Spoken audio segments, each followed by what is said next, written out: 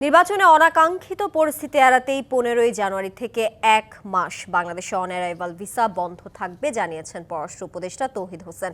Postal ব্যালটের অপব্যবহার ঠেকাতে সতর্ক থাকার আহ্বান জানান তিনি। চীনের সহায়তায় বাংলাদেশে সামরিক ড্রোন কারখানা স্থাপন নিয়ে অন্য কোনো দেশের সাথে সম্পর্কে প্রভাব পড়বে না বলেও জানান পররাষ্ট্র উপদেষ্টা। বুধবার সাংবাদিকদের মুখোমুখি হয়ে সমসাময়িক বিষয়ে নানা প্রশ্নের উত্তর দেন পররাষ্ট্র উপদেষ্টা তৌহিদ হোসেন। আমরা তো অফিশিয়ালি তাদের সাথে কমিউনিকেট অবশ্যই। বাহরাইনে এক বাসায় অনেক পোস্টাল ব্যালটের ভিডিও ছড়িয়ে পড়া নিয়ে কথা বলেন তিনি। এ ব্যাপারে এনকোয়ার করতে বলা হয়েছে, দেখা যাক আসলে ফলাফল কি দাঁড়ায়। রাজনীতি ক্ষেত্রে বিচরণ করেন তারা সবাই যে পারফেক্ট মানুষ তা তো না, কোনোখানেই পারফেক্ট মানুষ নেই। তো কেউ এটাকে মিসইউজ করার চেষ্টা করবে, এটা তো অবাক হওয়ার কিন্তু কিছু নেই। আমাদের চেষ্টা করতে হবে যেন মিসইউজ না হয়। চীনের সহায়তায় বাংলাদেশে হচ্ছে সামরিক ড্রোন তৈরির কারখানা। অন্য কোনো দেশের এতে নাখোশ হবার কিছু নেই মনে করেন পররাষ্ট্র উপদেষ্টা। আমাদের সামরিক বাহিনী সমূহের সক্ষমতা তো আমাদের বাড়াতে হবে, কারণ ধরুন এয়ারফোর্সের কথাই ধরুন, আমাদের এয়ারক্রাফটগুলি সবই অত্যন্ত পুরনো, অনেকগুলি সার্ভিসেবল অবস্থায়ও নেই। কাজে আমাদের একটা মিনিমাম কিছু ক্রয় করতে হবে। আমরা অবশ্যই এমন কিছু করব না যাতে করে কোনো একটি পক্ষের সাথে আমাদের সম্পর্কের অবনতি হতে পারে। নির্বাচনের কারণে বাংলাদেশে 1 মাসের অন অ্যারাইভাল ভিসা বন্ধ হচ্ছে নিশ্চিত করেন তৌহিদ হোসেন।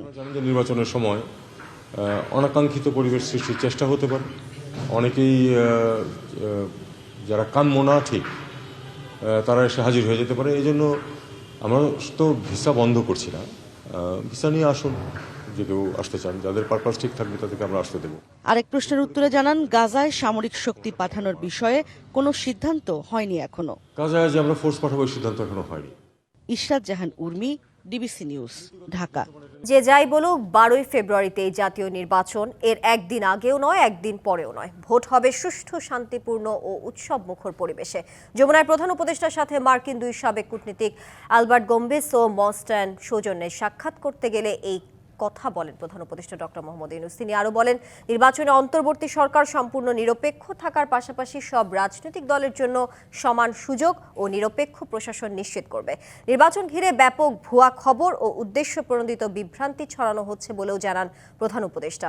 তবে গণতান্ত্রিকভাবে নির্বাচিত সরকারের কাছে ক্ষমতা হস্তান্তরের অঙ্গীকারে অটল রয়েছে অন্তর্বর্তী সরকার।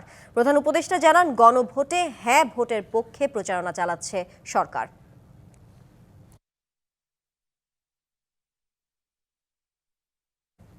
সুষ্ঠু, শান্তিপূর্ণ উৎসব মুখর পরিবেশে ত্রয়োদশ জাতীয় নির্বাচন করতে দায়িত্ব পালন করবেন আইনশৃঙ্খলা বাহিনীর 8,97,117 জন সদস্য।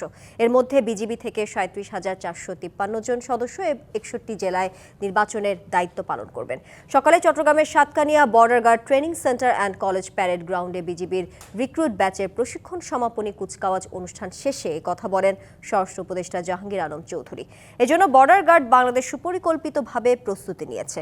এ সময় বিজিবির ভাবমূর্তি ও গৌরব রক্ষায় কাজ করার নির্দেশ দেন স্বরাষ্ট্র উপদেষ্টা। বলেন, দেশের বাইরে থেকে নির্বাচন বানচালের চেষ্টা করলে ছাড় নয়। সংসদ নির্বাচনে পঞ্চম দিনের আপিল শুনানিতে 100টির নিষ্পত্তি করেছে নির্বাচন কমিশন। এর মধ্যে 73টির আবেদন মঞ্জুর এবং বাতিল করা হয় 17টি। এছাড়া 10টি আবেদন অপেক্ষমান রাখা হয়েছে। এ নিয়ে 276 জন প্রার্থিতা ফিরে পেলেন। এদিকে কুমিল্লা 4 আসনের বিএনপি প্রার্থী মঞ্জুরুল আহসান মুন্সি ঋণ খেলাপি হিসেবে আপিল বিভাগেও বহাল। এর ফলে নির্বাচনে অংশগ্রহণের সুযোগ পাচ্ছেন না তিনি। আসন্ন ত্রয়োদশ জাতীয় সংসদ নির্বাচনে প্রার্থিতা বাতিলের বিরুদ্ধে সংক্ষুব্ধদের আপিল শুনানি চলছে। বুধবার সকাল 10টা থেকে আগারগাঁওয়ে নির্বাচন কমিশন ভবনের সম্মেলন কক্ষে প্রার্থীদের উপস্থিতিতে এই শুনানি শুরু হয়। শুনানি শেষে গণমাধ্যমে প্রতিক্রিয়া জানান প্রার্থীরা। বলেন, নির্বাচনে স্বতন্ত্র প্রার্থীদের ক্ষেত্রে সংশ্লিষ্ট নির্বাচনী এলাকার 1% ভোটারের স্বাক্ষরযুক্ত তালিকা জমার বিধানই তাদের বিপাকে ফেলেছে, যা ভোটের পূর্বে ভোটারদের জন্য তৈরি করেছে অনিশ্চয়তা। এ নিয়ম বাতিলের দাবি জানান তারা। এই 1%-এর বিধানটা অগণতান্ত্রিক এবং এই 1%-এর বিধান স্বৈরতান্ত্রিকতার সৃষ্টি করে। কোন গণতান্ত্রিক দেশে এই 1%-এর বিধান থাকতে পারে না।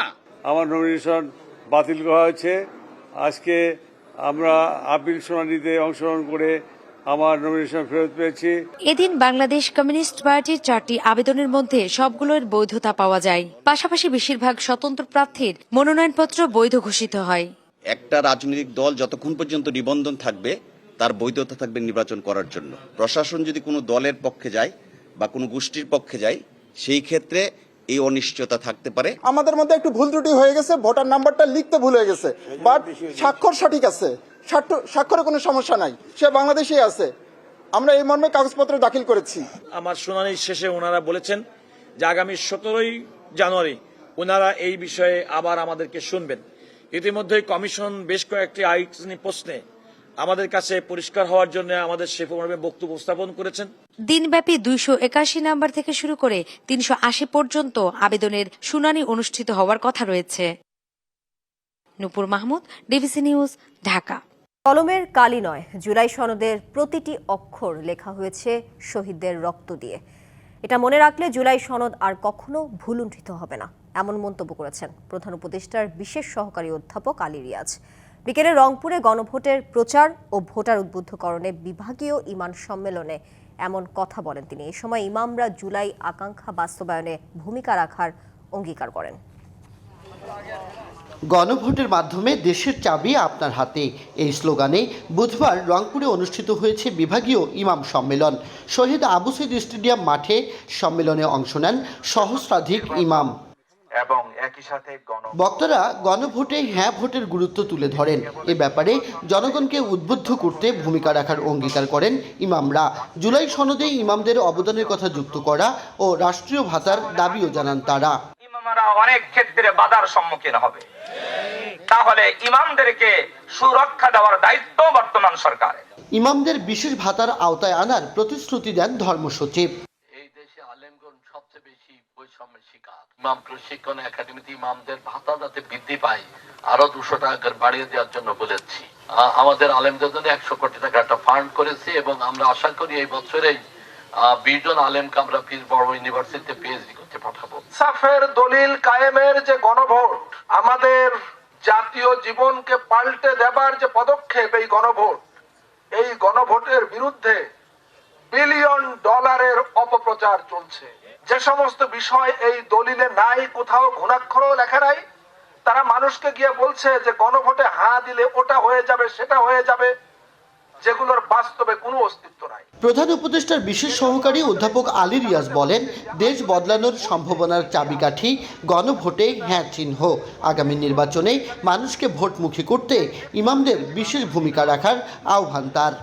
আমরা এখানে এসেছি এই কারণে যে জুলাই জাতীয় সনদে যে অঙ্গীকারগুলো রাজনৈতিক দলগুলো করেছেন, একটা সাম্য ভিত্তিক, ইনসাফ ভিত্তিক সমাজ, সেইটা যেন আমরা প্রতিষ্ঠা করতে পারি এবং আমাদের পরবর্তী প্রজন্মের হাতে তুলে দিতে পারি। ইসলামিক ফাউন্ডেশনের আয়োজনে ইমাম সম্মেলন শেষে গণভোটের বিষয়ে রংপুরের কর্মকর্তা কর্মচারীদের সাথে মতবিনিময় করেন অধ্যাপক আলী রিয়াজ। Majed Masud, DBC news, Rangpur. ঐকমত্যের ভিত্তিতে স্বাক্ষরিত জুলাই জাতীয় সনদ অক্ষরে অক্ষরে বাস্তবায়নের প্রতিশ্রুতিবদ্ধ বিএনপি। কথা বলেছেন দলটির স্থায়ী কমিটির সদস্য সালাউদ্দিন আহমদ। দুপুরে কক্সবাজারের পেকুয়া উপজেলার ওলামা মাশায়েখ সম্মেলন ও মেধাবৃত্তি পরীক্ষায় উত্তীর্ণ ছাত্রছাত্রীদের মাঝে পুরস্কার বিতরণী অনুষ্ঠানে প্রধান অতিথি হিসেবে অংশ নেন তিনি। বক্তৃতায় সালাউদ্দিন বলেন, বিএনপির রাজনীতি দেশের মানুষের জন্য শান্তি শৃঙ্খলা প্রতিষ্ঠা, গণতান্ত্রিক ও সাংবিধানিক অধিকার নিশ্চিত করার জন্য। এসব অধিকার প্রতিষ্ঠার জন্য সবাইকে ঐক্যবদ্ধ হওয়ার আহ্বান জানান তিনি।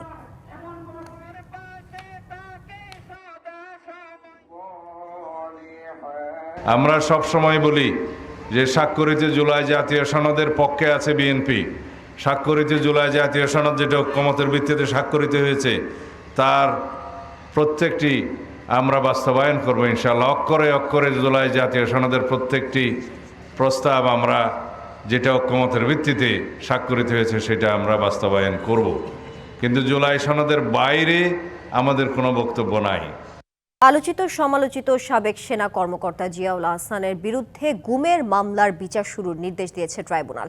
অভিযোগ গঠন করে 8 ফেব্রুয়ারি রাষ্ট্রপক্ষের সূচনা বক্তব্য উপস্থাপন ও সাক্ষ্য গ্রহণের দিন ঠিক করেছে আদালত। জিয়ার বিরুদ্ধে 104 জনকে গুম করে হত্যার অভিযোগ এনেছে রাষ্ট্রপক্ষ। প্রসিকিউশনের অভিযোগ মিথ্যা ও ভিত্তিহীন বলে দাবি করেছে আসামিপক্ষ। চিফ প্রসিকিউটর জানান, এই মামলায় সাক্ষ্য দেবেন সাবেক সেনাপ্রধান ইকবাল করিম ভূঁইয়া। আওয়ামী লীগের শাসনামলে সরকার বিরোধী রাজনীতিবিদ থেকে ব্যবসায়ী কিংবা সাধারণ জনগণ সবার কাছে বড় আতঙ্ক ছিল গুম। আর গুমের প্রসঙ্গ উঠলেই আলোচনায় আসে অবসরপ্রাপ্ত মেজর জেনারেল জিয়াউল আহসানের নাম, যার বিরুদ্ধে 1.5 দশকে 104 জনকে গুম করে হত্যার অভিযোগে মামলা করে রাষ্ট্রপক্ষ। বুধবার আলোচিত মামলার অভিযোগ গঠন করে বিচার শুরুর নির্দেশ দেয় আন্তর্জাতিক অপরাধ ট্রাইব্যুনাল 1। আসামি জিয়াউল হাসান একক আসামি হিসেবে তার বিরুদ্ধে আনুষ্ঠানিক অভিযোগ গঠন করা হয়েছে। ট্রাইব্যুনাল আগামী 8 ফেব্রুয়ারি থেকে এই মামলার সাক্ষ্য গ্রহণ এবং ওপেনিং স্টেটমেন্টের জন্য দিন ধার্য করেছেন। এই মামলায় সাক্ষ্য দেবেন সাবেক সেনাপ্রধান ইকবাল করিম ভূঁইয়া। সে সাক্ষীর মাধ্যমে তুলে ধরবেন যে গুমের স্ট্রাকচারটা কিভাবে সামরিক বাহিনীর অফিসারদেরকে র্যাবে পাঠানোর কারণে কিভাবে তাদের চরিত্র ধ্বংস হয়েছে, কিভাবে এই অফিসারগুলো সেখানে গিয়ে একটা নিষ্ঠুর খুনিতে পরিণত হয়েছে, সেই কথাগুলো একজন সেনাপ্রধান হিসেবে তিনি অবলোকন করেছেন। রাষ্ট্রপক্ষের অভিযোগ অস্বীকার করেছে আসামি পক্ষ।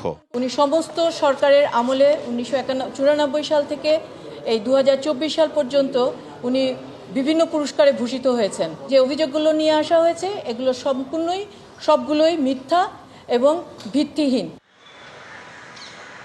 গাজীপুর, বরগুনা ও সুন্দরবন এই 3 জায়গায় শতাধিক গুম করে হত্যার অভিযোগে গত 17 ডিসেম্বর জিয়াউল হাসানের বিরুদ্ধে আনুষ্ঠানিক অভিযোগ দায়ের করে রাষ্ট্রপক্ষ।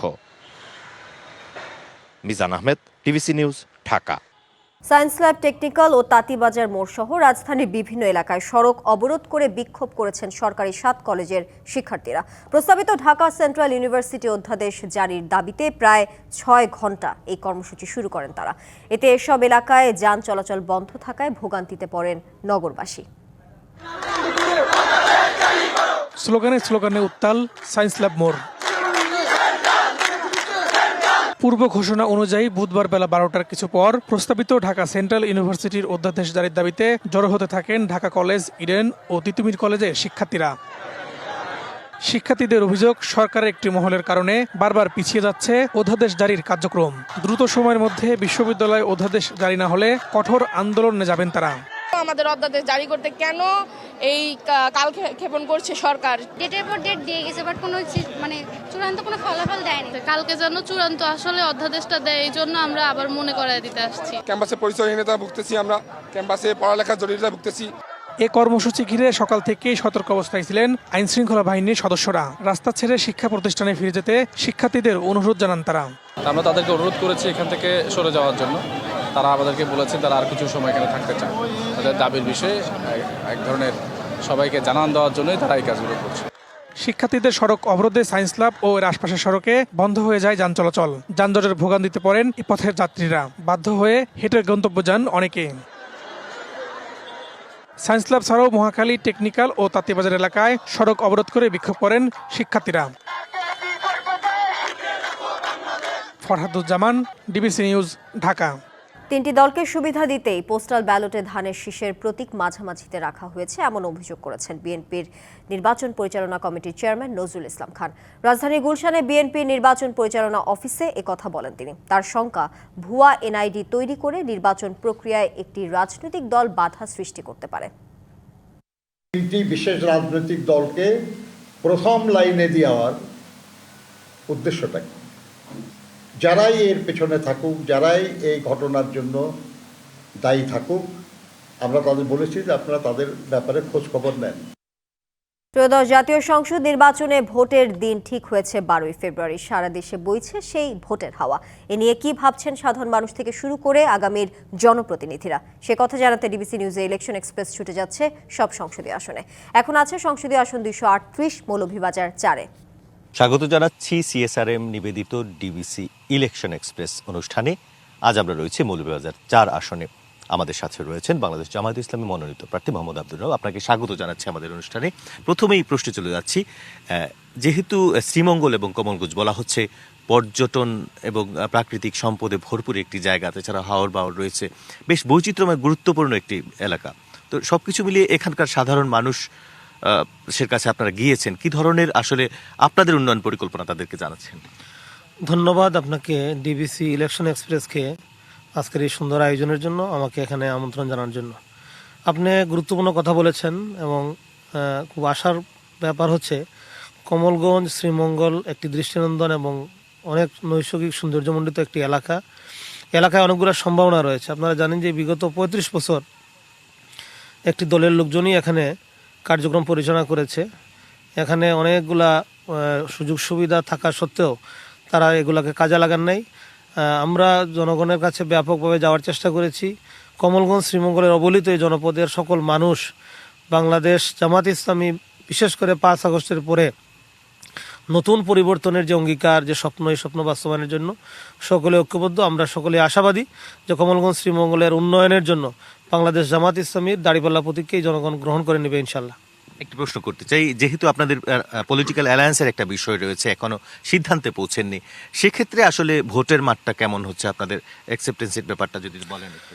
আমি আপনাকে আশ্বস্ত করতে চাই যে আপনি জানেন যে বাংলাদেশ একটা পরিবর্তনের রোল মডেলকে সামনে রেখেই, সমঝোতার ভিত্তিতে ইলেকশন, এই টার্গেটকে সামনে রেখে বাংলাদেশের কার্যক্রম পরিচালনা হচ্ছে।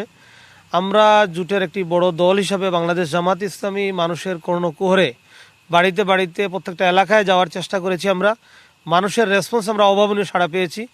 আমরা যেহেতু জোটের সাথে সম্পৃক্ত একটি দল, বাংলাদেশ জামাত ইসলামী আদর্শভিত্তিক রাজনৈতিক দল, আমরা আশা করি যেখানে জোটের পক্ষ থেকে যাকেই প্রার্থী বিবেচনা করা হবে, বাংলাদেশ জামাত ইসলামের প্রার্থী হিসেবে আমরা সকলকে নিয়ে ঐক্যবদ্ধভাবে এলাকায় বিজয় ছিনিয়ে আনার জন্য ঐক্যবদ্ধ ভূমিকা পালন করবো ইনশাল্লাহ। একটু শেষ প্রশ্ন জানতে চাই যে এখন পর্যন্ত নির্বাচনী পরিবেশটা কেমন মনে হচ্ছে আপনাদের কাছে, কিংবা কোনো ধরনের শঙ্কা আছে কিনা লেভেল প্লেইং ফিল্ড ইস্যুতে?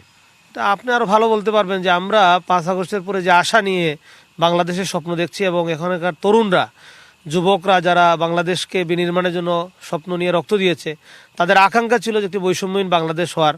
কিন্তু পদে পদে আমরা লক্ষ্য করছি অনেক বৈষম্য, অনেক সমস্যা, পেশি শক্তির প্রভাব।